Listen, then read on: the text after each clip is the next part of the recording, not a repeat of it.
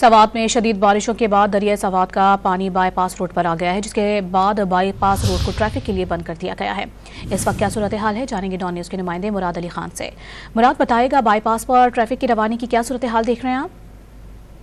جی بالکل، دریائی سوات کے پانی کے بہاؤ میں اضافہ ہوا ہے اور پانی جو ہے اس وقت دریائے بائی پاس اور جو قریبی مکانات ہے، دکانات ہے، اس میں داخل ہوئے ہیں اور جس کی وجہ سے بائی پاس سڑک جو ہے وہ بھی ٹریفک کے لیے مکمل بند کر دی گئی ہے۔ عوام بھی بڑی تعداد میں نکل آئے ہیں اور بار بار انتظامیہ سے مطالبہ کر رہے ہیں کہ پانی کا جو رخ ہے یہ تبدیل کر لے۔ اسی طرح جو سیاحتی مقامات ہیں مالا مزبہ اور کالام، وہاں پر بھی شدید برفباری کی وجہ سے سڑکیں بند ہیں، بجلی کا نظام درہم برہم ہو گیا ہے اور اس وقت کالام اور سوات کا بھی جو منگورا شہر ہے ان کا بھی زمینی رابطہ منقطع ہو گیا ہے۔ اس طرح کالام کے علاقے پلوگا پر گلیشر آنے سے بھی پلوگا گاؤں کا کالام کے ساتھ جو زمینی رابطہ ہے وہ منقطع ہو گیا ہے۔